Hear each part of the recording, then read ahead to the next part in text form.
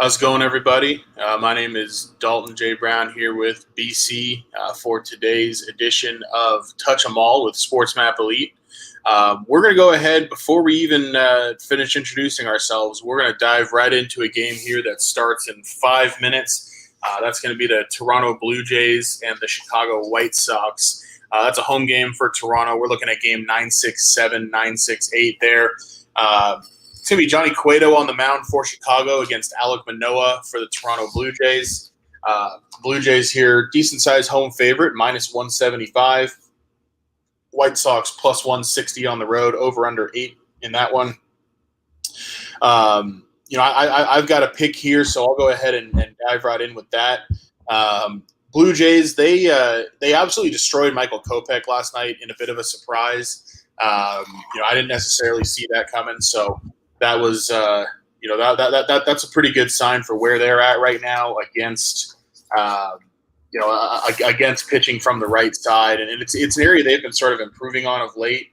I look at the flip side with the White Sox. They're a team that's made up of almost exclusively right-handed hitters, which I think they are at a distinct disadvantage when it comes to hitting guys who hitting a guy like Alek Manoah, who's been absolutely lights out this year.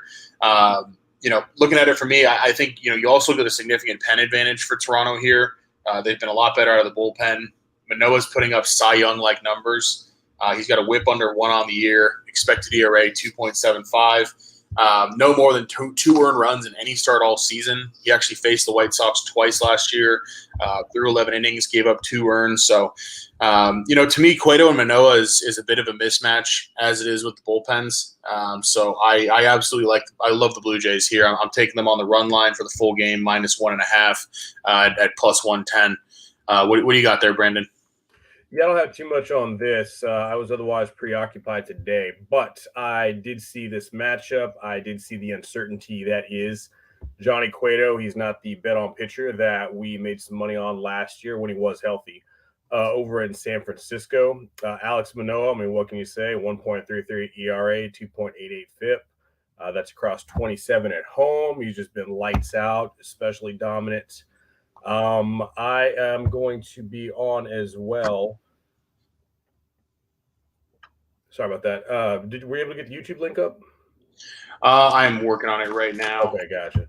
But yeah, I'm going to be on the Blue Jays. I'm going to have the run line on there. It's already been posted to my Sports Map Elite handicapper profile, and I believe since you and I are in agreement, that'll be a touch 'em all play. Blue Jays run line. I got it at plus 105. What did you get it at, my man? I've got it at plus 110 there. Plus 110. Yeah, and I apologize for any audio. Just, my man. I've got it at. Sorry about that. I left a nickel on the table. Damn it. All right, I'll leave. I've got a small sprinkle as well on the Blue Jays team total, over 4.5. So I have that up on the site as well. And just so y'all are aware, we do work for SportsMapElite.com, SportsMapElite.com, collection of some of the best handicappers in the United States of America. Dalton and I handle most of the workload on Major League Baseball, but we also have Colin McPeak, and Fred Fowler breaking down the NHL Finals, as well as Chris Dell and Joe Spano, breaking down the NBA Finals. Game 1 goes tonight. And then Fred has a very exciting event coming up next weekend for the Belmont. So if y'all are in the Houston market, or if y'all like to jump online, he's going to be doing an event from a local venue where he's going to be breaking down each race of the Belmont Stakes, and he is going to be showing you how he's betting it. And then everybody's hoping to get together, have some drinks, make some money. So really looking forward to that next weekend. You think you might be able to drive down for that one, Dalton? Next weekend? Next weekend. Man, I wish. That 13-hour drive is tempting. I'm going to make it at some point, but probably can't do it on that short notice this time. But sounds like a good time. Absolutely.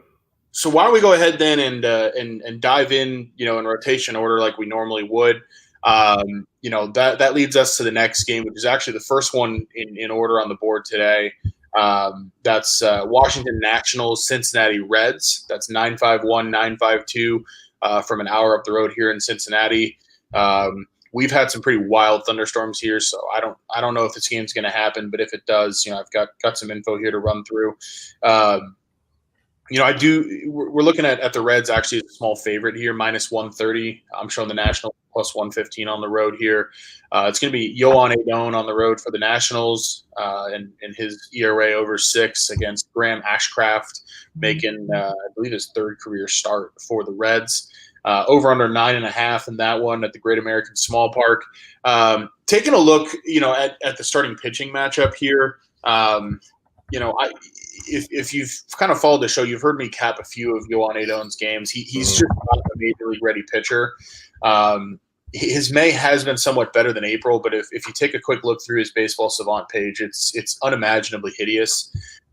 He's got an expected ERA on the season of 6.09. 11th percentile walk rate. So, he's getting hit hard. He's putting runners on. It's been really ugly for him. And he's actually running into a Reds team here that, I think a lot of people's word association with the Reds is the 3-22 start they got off to. But if you actually look at what they've been doing recently, they actually had a winning record in the month of May.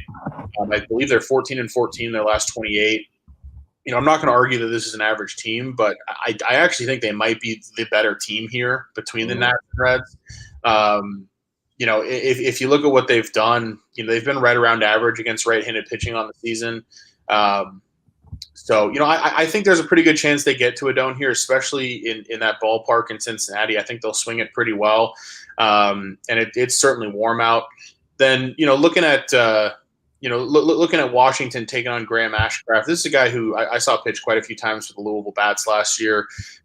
He's actually, he's looked pretty good so far. His first 2 starts, he hasn't really been hit around, but he has been lucky. He's only struck out 4 hitters over those 2 starts combined, but he's also walked 4.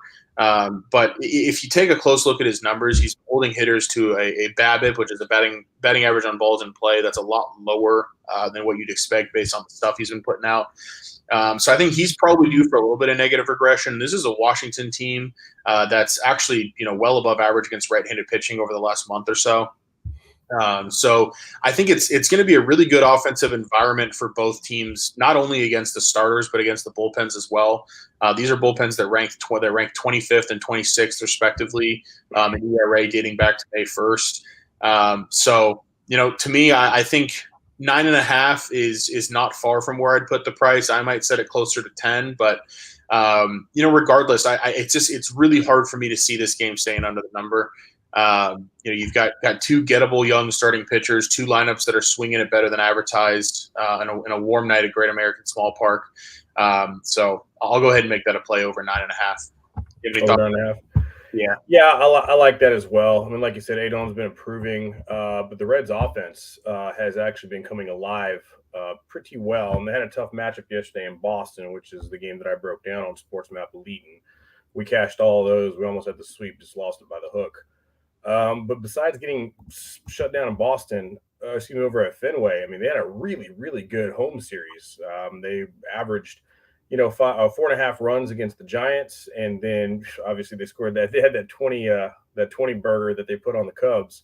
But besides that, I mean, they scored 4 more in every other game that series. So Reds offense is coming along. Adon is someone, like you said, who's easily gotten to, who has been easily gotten to. It's been a fade pitcher for us, and we have just kind of like a Patrick Corbin type situation. You just kind of want to milk that cow as much as you can before it has to get put back down to pasture. And I kind of feel that's kind of where Adon's going. Like you said, he's got really, really good stuff. I think he was just brought up too quickly and in a bad situation, especially with not a whole lot of hitting behind him. There's nothing really to get the young man's confidence going.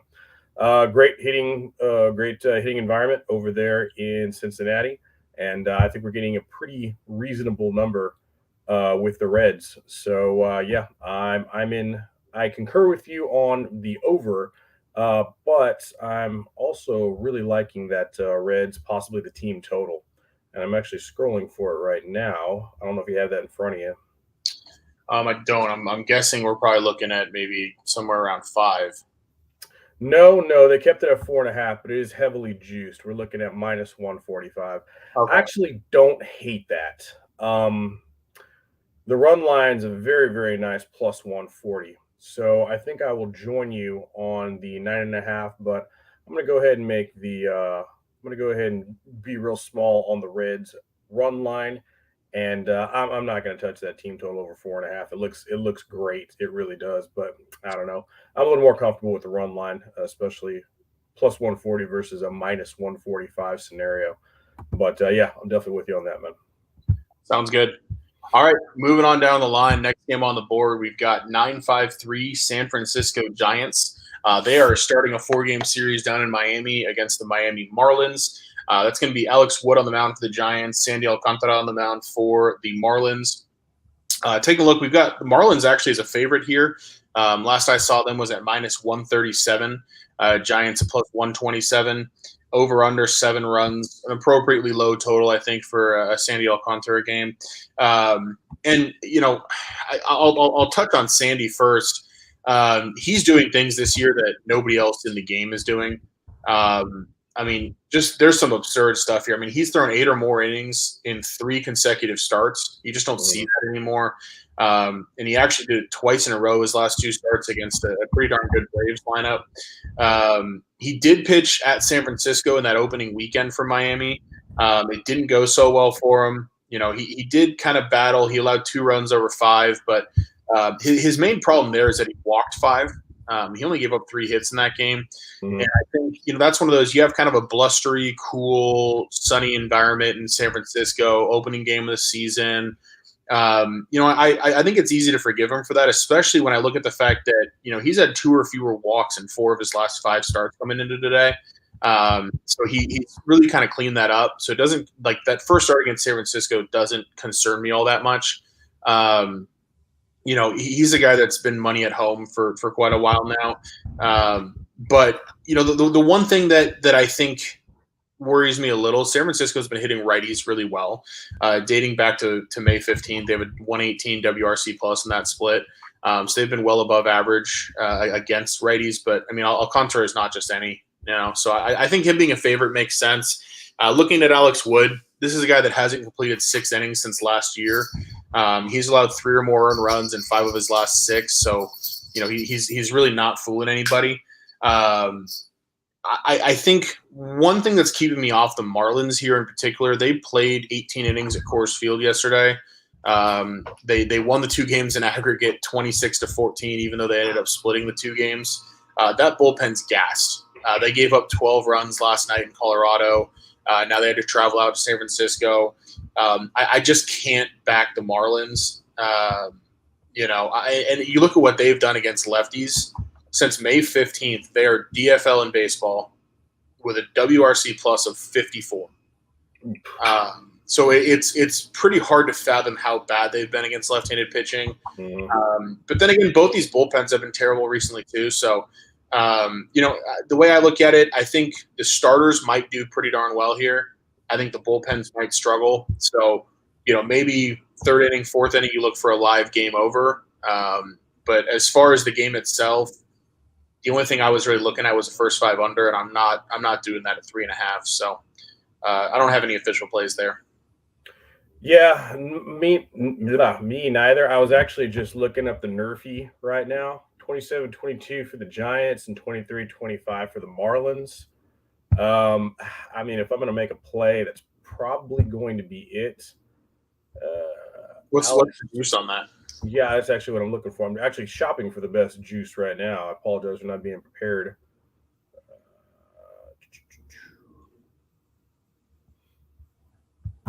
And it just kicked me off. It just timed me out. Outstanding. I mean, I'd be looking at an under in this situation, except like you said, both bullpens have just been untrustworthy. You've got fatigue on the side of the Marlins as well for that long game that they just did. And it's just the numbers set. The numbers actually set perfect. As a matter of fact, it looks exactly where it needs to be. And I am just not finding. I'm sorry, my book's not cooperating with me right now. That's all right. I mean, we can come back to it. We'll go back and touch on that. I apologize. Don't worry. So we'll move on down the line then. Next game on the board, I've got 9-5-5 San Diego Padres heading on the road to 9-5-6 Milwaukee Brewers. This is another one where they're opening up a 4-game series. This is Sean Manaea, Adrian Hauser. Games, last I saw, pretty much line close to a pick 'em. I've got Milwaukee -112, San Diego Milwaukee -112, San Diego -108. Over under 8.5. So pretty much a pick 'em projection here. For me, that leads to a lean on Milwaukee. San Diego just haven't been hitting the ball well at all. They just got swept on the road in St. Louis. They took some money yesterday as a favorite with folks back in Yu Darvish, and Darvish was okay, but the offense just isn't scoring. Another 2-run outing yesterday. They're just not hitting the ball well. You look at what they've done against right-handed pitching since May 15th. They're 29th in the league. That's WRC plus 73. So it's just not going well for them. Both these bullpens, by the way, top 5 in baseball over that span. So I think they're once the starters leave the game, I don't think we're going to see a big explosion of runs. Diving into these two specific guys, Adrian Hauser for me is kind of one of those Joe right-hander types. He did face San Diego a couple weeks ago through 6 innings, only allowed a run. I'm a little worried about him in his second time facing them, partially because I saw what St. Louis did when they saw Hauser twice this year. Second time they faced him, they adjusted well and they kind of crushed him. When you look at Hauser's body of work, it really runs the gamut. You've got some terrible starts in there, some really good ones. And I think if you look at some of the baseball savant stats with him, his expected ERA of 4.56 is about a run higher than what he's actually posted this year. So I think he's got some negative regression coming. I don't know if San Diego is equipped right now to punish him on that. And then I look at the flip side, Sean Manaea, he really just hasn't been fooling anybody. He's allowed three or more earned runs in 7 consecutive starts. So it's been a while since he's put out a legitimate, good start at home. He's allowed 7 home runs over that span, 14 walks over that span. He is still pitching deep into games. He's thrown 6 or more innings in 6 of his last 7 starts. I think he'll hang around for a while, but he's going to give up some runs. And, to me, I think Milwaukee's the team in better form generally here. They hit the ball pretty well at home. I make Milwaukee maybe a -120, -130 favorite here. So getting them at -110, I think there is some value there. I'll probably be on that. I'll tweet it out if I am.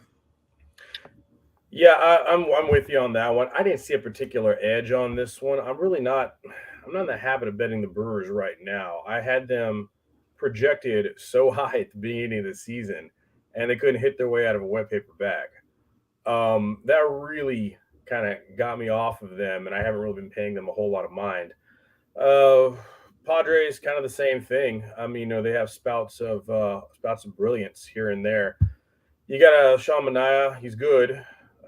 22 hits, 13 runs, last 26 innings, so that's pretty good. He's been able to keep the earned runs down 3.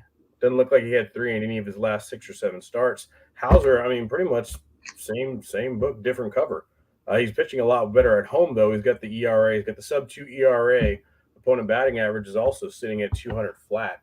The value is on the Brewers at a discount at home, but I don't have enough of an edge to pull the trigger on that. Feel free to text me if that is something you want to make a move on. I might tell you on that, but this wasn't a game I was particularly interested in. Not with these two pitchers who I think are pretty much the epitome of average, maybe a little bit above average, depending on the hitting environment. But no, I didn't have anything on this before you. Sounds good. All right, on to the next one. We've got a bit of a NL Central rivalry here. 9-5-7 St. Louis Cardinals at 9-5-8 Chicago Cubs from Wrigley Field today. I'm showing the Cubs as a very slight favorite here, -113. Cardinals -107 last I saw. Over under 8 is the last number I saw there as well. This is actually a spot where I like Chicago in the first 5 innings. and mostly because I just really, what we've seen from Keegan Thompson this year has been really impressive. Matchup here is going to be Matthew Liberatore, the rookie lefty, against Keegan Thompson. He's a ready for the Cubs. You look at what Thompson's done in the month of May, 2.31 ERA this month. He's picked up wins in 3 consecutive starts. Not that pitcher wins are a great stat, but it tells us something. And it's interesting. I look at what he's done against St. Louis, as you do with any Cubs pitcher. He saw them 6 times in relief last year. He really only had 1 bad outing. For the most part, he'd come in, he'd hold them scoreless. He looked pretty good. You look at St. Louis, they've been okay, right around average, a little bit above average against righties over the last 3 weeks. It's really against lefties that the Cardinals have made their hay. So to me, I think this is a spot where we might see, Keegan Thompson settle in a little bit. I don't know that he'll totally shut them down, but I do like what we're going to see from him better than what I'm expecting from Matthew Liberatore. This is a guy making, only his 3rd career start. So not a lot of sample to work off of there, but I've got some issues with him. He's walked 5 batters in the first 9 innings of his career. Now he's going to be pitching a night game at kind of a windy Wrigley. He did pitch well in his debut against Milwaukee with 5 scoreless, but then he got lit up by Pittsburgh in his 2nd start. Granted, Pittsburgh's lighting up the world right now, as any Dodger fan well knows, but the thing that I didn't necessarily expect to see when I was diving into this game, the Cubs are destroying lefties. They're 7th in the league against lefties since May 15th. That's a WRC plus of 134. They're also 7th in the league on the whole season in WRC plus at home. So they've been seeing the ball really well at Wrigley. They're seeing lefties really well. And Liberatore's not throwing enough strikes. So I do want to avoid both of these bullpens. I think they add a lot of variance. We've seen mixed results from them. But first 5 innings, Cubs minus 110. I think they should be a favorite to be ahead at the end of 5. Yeah.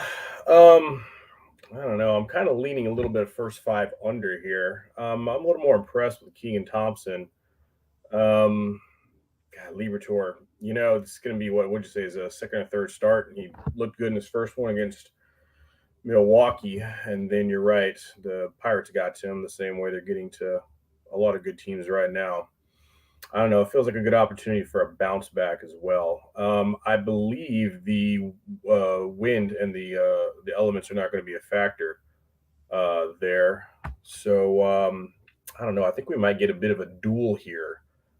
I'll need to jump into it a little more. I didn't quite get all of my homework done on a couple of these earlier games. When I say earlier, I mean earlier in the slate in the evening. But I lean with you on the Cubs. They're the hotter team right now, but I might be looking at an under in that first 5. I'll get back to you on that one, but I don't have too much on this game. Sounds good. All righty. Moving on to the next one. This is probably, from a betting perspective, my favorite game of the day.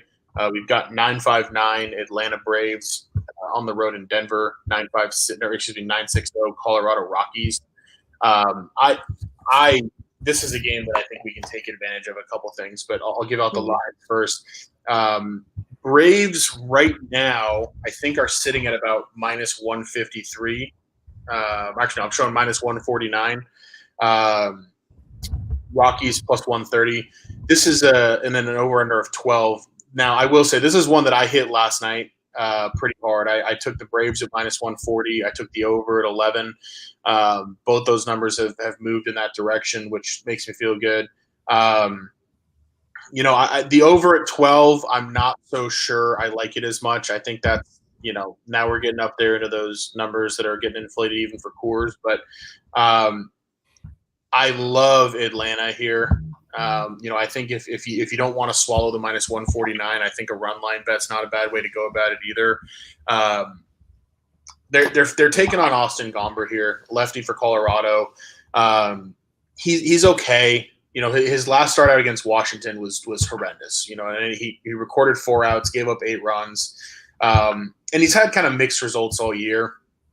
What really gets me on Atlanta here, a couple things. Number one, they're destroying left-handed pitching. They have a WRC plus of 164 since May 15th. I mean, that's just unheard of. And if you look at Colorado, it's a little bit like Miami. They played 18 innings in over 2 games against Miami yesterday. Colorado gave up 26 runs in those 2 games. Their bullpen threw a zillion innings. I don't know who they have left here against Atlanta, but if Austin Gomber doesn't throw well, which I don't think he's going to throw well against a team like Atlanta that kills lefties, they're in trouble. They're going to be rolling out a bunch of guys who are tired, probably guys who they don't want in the game, guys who should probably be playing in their minor league affiliate. I think this is the type of game that we could see Atlanta go out and put up double-digit runs. I'm tempted by their team total over 6. I know that's a high number, but we're dealing with Coors Field here.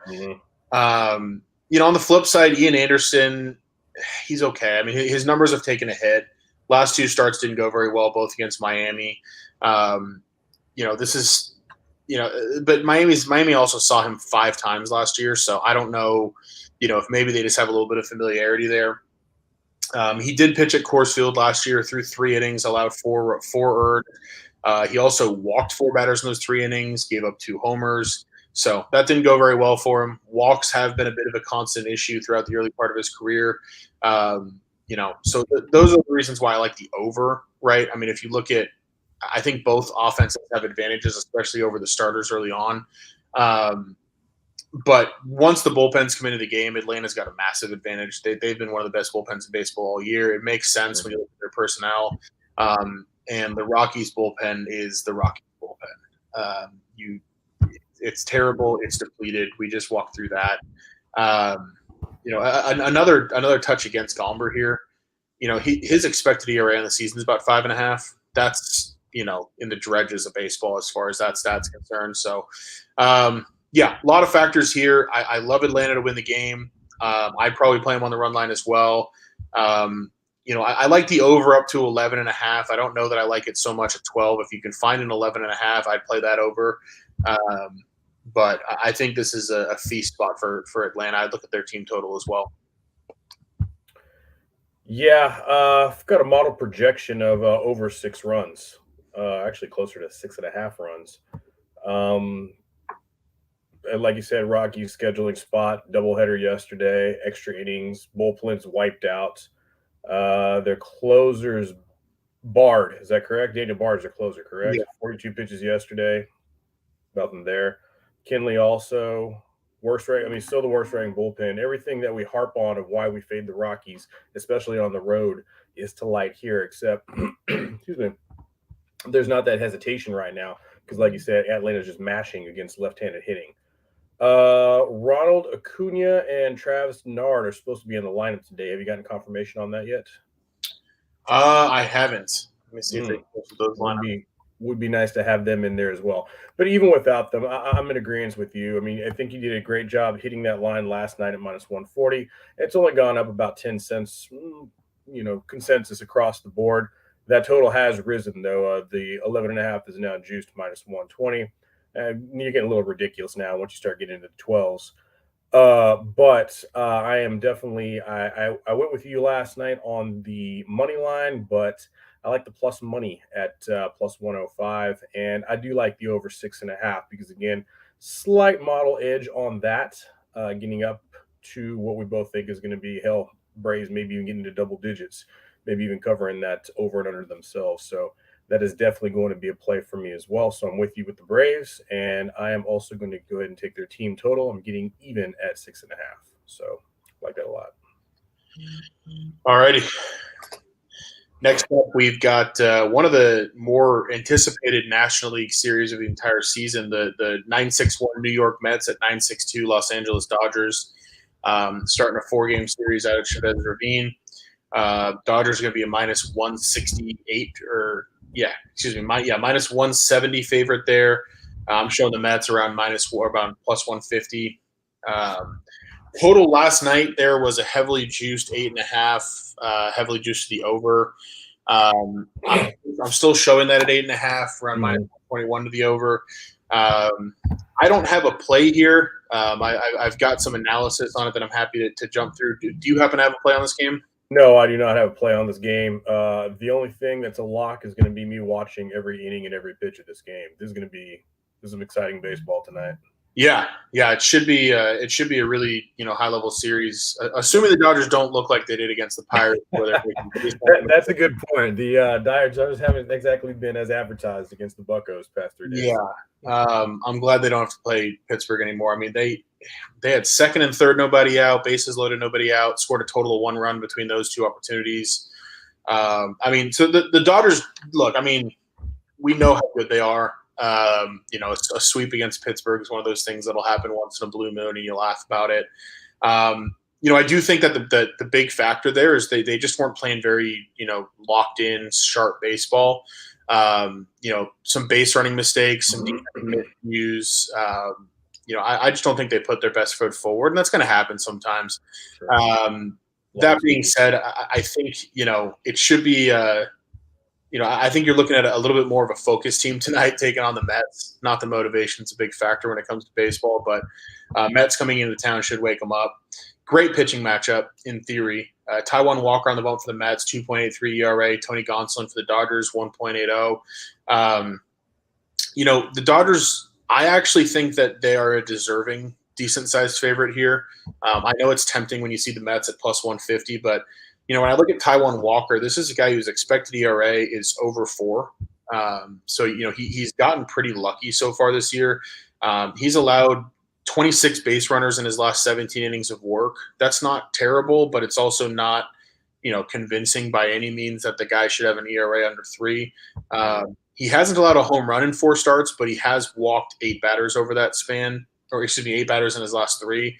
Dodgers are a team that's really patient. They're not going to chase. Walker has struggled with the strike zone at Dodger Stadium before. I have some concerns with him. Both of these bullpens are good. Mets pen has been 13th since May 15th. Dodgers has been 6th. I know the Dodgers bullpen's dealing with a little bit of injury there, so I think you're probably on pretty even footing between the two right now. What's fascinating is you've got 2 righties on the mound, and the Dodgers and Mets are tied for first in baseball since May 15th in WRC plus in the league. Nice. They're 2 phenomenal offenses in this split. But I do think that there's a pitching advantage for the Dodgers. Tony Gonsolin he's just having a phenomenal campaign. That 1.80 ERA, it feels a little fraudulent to me. And then I started diving into the numbers, and it's really not. He's got an absurdly good contact profile. He's the 97th percentile of hard hit percentage against, 91st percentile in expected ERA, 91st percentile in xWOBA, 93rd percentile in expected slugging. I mean, it just goes on and on. His expected ERA is around 2.4. The only kind of bugaboo for him, his walk rate's a little high. But I think he'll be pretty comfortable pitching at home tonight. I don't think we'll see a ton of those walks. So, the way I look at it is this: the Mets are the hotter team right now, but the Dodgers are without a doubt the better of the 2 teams. They've got the better starter on the mound, and the Mets just had to fly cross country while the Dodgers waited home. So, minus 170 makes sense to me. I mean, are they though? Are they the better team right now? Yeah. I mean, if you look at what the Dodgers had done going into that Pirates series, they were on a tear. And to be honest, this is not the first time this year that we've seen them come out and just lay an egg against a team that isn't very good. Check with me by the end of the weekend. I could be wrong, but I'll put it this way: if you tell me the Mets and Dodgers are starting an NLCS right now, I'm taking the Dodgers in 6, maybe 7 games. So to me, there's an edge. Yeah, there's no doubt it's the hotter team, and they just swept 2 series. One against a terrible team in the Nationals and one against a really good team, or not a good team, sorry, overrated team at this point, but a dangerous Phillies team. They can be, at least in the first 5. Taijuan Walker's the bet-on pitcher, but like you said, Tony Gonsolin, best in the league right now, both top 10 bullpens. The number doesn't make sense to me. I understand the Mets are in a travel situation. I understand the Dodgers have the profile and everything on paper says it's the better team, but they are playing like the better team right now. I would be okay if you say, well, they dropped the series to the Pirates, 1-2, or if it was a 4-game, 2-4 split, something like that. But they lost all three as heavy favorites, 250 plus, 300 on the opening game with Urias on the mound. I'm not trying to convince you in any way to back the Mets unless you just love value, because that's a tremendous amount of value, getting 1.5 plus times your money back against a team who just got swept at home against one of the worst teams who will probably go into finish as one of the worst teams in baseball. And you've got Mets coming in with a head of steam with one of their best pitchers on the mound. Everyone's swinging the bat well. They just swept their last 2 series. The number just to me does not make sense. I want to see what's going to happen the first couple of innings. This might be an in-game opportunity. But like I said, I mean, the only lock I have in those games, I'm going to be watching every single pitch. But this is going to be an interesting barometer for how the Dodgers are going to play for the rest of the middle of the season, in my opinion. How seriously, quote unquote, I know you said motivation really doesn't make a difference, but it should in this situation. You can't lose 3 games to the Pirates in your house and then lose a series, or God forbid, get swept again by New York coming cross country. I don't. This line just looks crazy. Plus 155 is just crazy to me. I mean, as a principle, I might put pizza money on it just because there's just too much value. No, I mean, I hear you. I don't hate it. I think if you put a gun in my head and ask me where the value is, I'd say it's probably on the Mets on this money line before it's on the Dodgers. The only pushback I'll give you there, I think, when we're talking about which team's hotter, I think you need to look at like the last 3 days and say the Mets. But since May 15th, Dodgers 13-4, Mets 12-4. So I think it's easy to look at a super short sample, but I think when we zoom out a little bit, both these teams have been playing really good baseball over the last 2-3 weeks, month or so. It's going to be a lot of fun.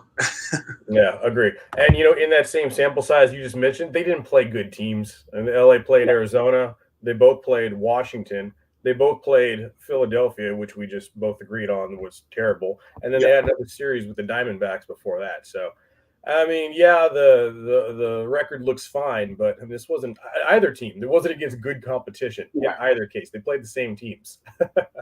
Pretty much. So, that's not really a good way to go off basis, except to say that no one's really coming in with a head of steam after a whole lot of upsetting, except for the Pirates. Anyway, Pirates are something else right now. Yeah, that's crazy, man. That's crazy. I was listening to Greg Peterson this morning. He said if you were to put $100 on the money line and then rolled your winnings over, you would have cleared $4K just on that Pirates Dodgers series. It's wild. Yeah, well. I believe it. That'll do it. Yeah, let's wrap up these last 2 games, brother. I know you got to run to the airport here in a few. Yeah, so the next couple on here we've either already covered or have already taken off. The Twins Tigers already underway. Rays Rangers underway. White Sox Blue Jays underway. We already talked about that one. So next game I've actually got here is 969-970. That's going to be Seattle Mariners and Baltimore Orioles. Or Baltimore tonight. I'm showing this game as straight up pretty much a pick 'em -110 either way. Over under 9 in that game. It's going to be Chris Flexen taking the mound for Seattle against Jordan Lyles for the O's. Couple Joe right-handers. I know you've done some work on this one, so I'll let you go ahead and dive in there. Yeah, absolutely. Let me just put up our banner here. Interesting. The line is moved. We're now looking at even juice on both games, -105, -105. That is not that, though. There we go. Excuse me. So, yeah, I did do some work on this. I'm not really a big Lyles backer, but I am definitely a Flexen fader. Lyles, obviously greater than Flexen. He's induced a lot of hard contact, but he's also been mowing guys down. And his last 2 trips against this Mariners lineup, he K'd 15 of them, 2.1 ERA, 2.29 FIP. Now, obviously, he doesn't get the love that he sees from the books because his road ERA is atrocious, over 6 on the ERA, over 5.5 on his FIP. So he is much, much more comfortable over at Camden. And he has shown that he has done a pretty good job owning this particular iteration of the Mariners lineup. Flexen's been pretty rough. He's had a couple of better outings recently, but he's a full point higher on the road. He's just under 5 ERA on the road. Pardon me, 5.95 FIP. That's pretty brutal. Also, the Mariners bullpen hasn't been great. They had a couple go last night. I know Sergio Romo and Robbie Ray, they gave up all of the 9 earned runs last night. Orioles bullpen went 1 inning, I believe, except for no one went 1 inning in their last except for Aiken, but he's a long reliever anyway. I just see good value on this Oriole teams that has been underrated and has surprised some people so far this season. I think the Mariners are coming in terrible form. I think Lyles is a much better advantage on the mound. I still give the Orioles the advantage in the bullpen, and the hitters could be a wash. But for the value, I like Lyles on the first 5 money line, and I'm going to go ahead and take the Orioles money line for the game even. Do you have any opinions on this game? Yeah, I actually, the more I look at it, the more I like it. Especially based on the bullpens, right? I mean, since May 15th, Baltimore 8th best, Seattle 28th best in the league. It's been a massive difference. We're talking about 2.99 ERA versus 6.18. So if Baltimore gets to Flexen like you think they will, and Lyles continues to pitch well against that lineup, they're going to turn them over to bullpens in the advantage days of Baltimore sports. So, I think people shy away from taking a team, as notoriously bad as Baltimore on this type of a line, but I think this is exactly the spot to do it. Mm-hmm. So yeah, I'm with you on O's minus 105. I got to lean toward the over as well. Just because I do think the Orioles are going to get to Flexen, and I'm not quite as bought in on Lyles. I could see Seattle putting up some runs too, but I think the better angle is definitely the Orioles on the money line. So agreed there completely. Yeah, agreed. I'm actually just bringing up the Camden Yard.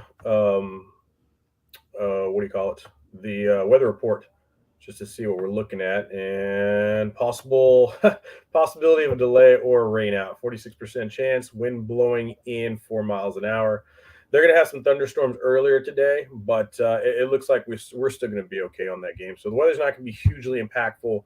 Does the rain make you hesitate at all on that over and under, which is currently set at 9 with slight juice to the under? No, I don't know. I mean, I just don't think I'm going to play it. So Okay. Probably not. I mean, the rain, if anything, leads me to like Baltimore even better. Mm-hmm. Because if you end up in a situation where the 2 starters go out, throw 2 or 3 innings, then you have an hour and a half rain delay, and neither guy can go back out. That just means we get more of Baltimore's bullpen against Seattle's bullpen, and right. That's a good thing. That leans our way. That's a good thing. Awesome. All right, let's go ahead and you want to go ahead and introduce our last game for tonight? Yep, last game tonight is going to be Game 2 between the Angels and Yankees. That is 9-7-1 Anaheim Angels at 9-7-2 New York Yankees. As always, it's worth noting that the Angels are not coming from Los Angeles; they are coming from Orange County, California, in Anaheim. Reminder. It's important. Angels are turning to Reed Detmers on the mound against Jameson Taillon. Detmers and the Angels are plus 135 underdogs. Taillon and the Yanks minus 150 at home. We've got an over-under in this game of 8.5. I think Detmers is a guy who has now become synonymous in terms of like word association with the no-hitter he threw. And I am just not that impressed. He's had 2 starts since then. He's thrown 9 2/3 total innings over those 2 starts. He's allowed 4 homers, 8 earned over those 2 starts. They were both against the Rangers. Didn't go particularly well. And this is a Yankees team that's going to come out. They're going to stalk righty. They're going to stack righties against them. They crush They crush left-handed pitching. Aaron Judge already has a homer today. I wouldn't be surprised if he hits another one tonight off Detmers. Yankees 5th in Major League Baseball against lefties on the season in WRC plus. Quick look at Taillon. He's having a great year. Expected ERA 3.22 supports what he's done. He's 97th percentile walk rate, so he's not going to give anything to Anaheim, put guys on. He's comfortable on the mound at Yankee Stadium. It's a pretty simple one for me. I like New York first 5 innings on the run line. What do you think? Nice. Yeah, Taillon, great over his last 2 starts. He's just got 1 earned on 7 hits and a walk in 15 innings, and that was his book of work in those past 2 games. Pardon me. You were talking about his stuff: fastball spin rate, top 10%; curveball, top 20; whiff, top 12%. He induces a ton of soft contact, though. I think you alluded to that earlier. Extremely successful at home. The walks have just been fantastic.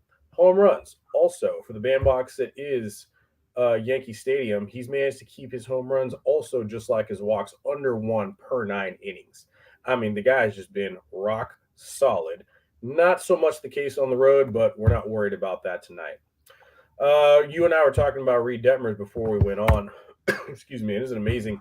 It almost seems like the line jumped 10 cents on both sides by the time we got off the phone, by the time we just announced the juice on that.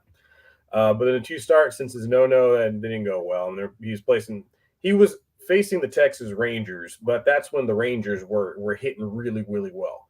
That lineup, I think he would have combined 9.2 innings pitch, gave up 8 hits, 8 earned runs, struck out only 7. That's for both games, mind you. He's just not getting his swings and misses. I mean, there's really nothing going on with the movement of his pitches if you look at his profile.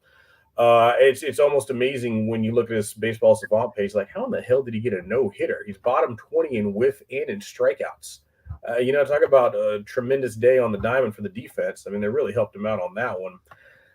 He's not overrated because I don't think we've seen a large enough sample size of him this year, but against this Yankees team who's ranked 5th in WRC against Southpaws, I mean, they just annihilate left-handed pitching. Half their order have made careers in all-star games, just carving up lefties. So it's not too difficult for me, especially after the offensive output we just saw earlier today against Shohei Ohtani, who's obviously the much more higher ceiling, better pitcher than Reed Detmer. I'm all over this Yankees run line. I got it at plus 125, and I'm thinking real hard about that Yankees team total as well. But I will definitely sprinkle on that first 5 with yourself. Sounds good. All right. That's all the games for today. Quick run through the plays that I've got marked here. Blue Jays minus 1.5 on the run line in their game. I've got the Orioles money line minus 105. That Yankees game we just talked about, I've got Yankees first 5 innings minus the half run. I will probably join you on that run line as well. I'm on the Cubs first 5 innings minus 110. I am on the Braves on the money line minus 140. I am also on over 11 in that game. I think it's good up to 11.5. Washington and Cincinnati, I am playing over 9.5 at the Great American Small Park. And I'm going to go ahead and make the Brewers a play on the money line at minus 110. Nice. And then for myself, I am also going to I love your Braves analysis. I love the passion. Go ahead and give me the Braves on the run line. I'll put a sizable chunk on that one at plus 105. I got a sprinkle on the Braves team total over 6.5. I do think we see a lot of offense. The one wager we were looking for earlier that my book started to act up on me was Giants and Marlins. No run first inning. I'm going to play that. It's only minus 140. I think that's pretty damn reasonable for the caliber of pitcher, 2 pitchers that we have on the mound today. Nationals at Reds. Give me the Reds run line plus 140. Give me the game over 9.5. White Sox and Blue Jays, which is already taken off. Don't worry about that. Mariners, Orioles. Give me Orioles first 5 money line and Orioles money line for the game. And Yankees and Angels. These are going to be my bigger plays of the night. Yankees run line plus 125. And the Yankees team total, I will have a sprinkle on that over 4.5. All righty. Well, good stuff.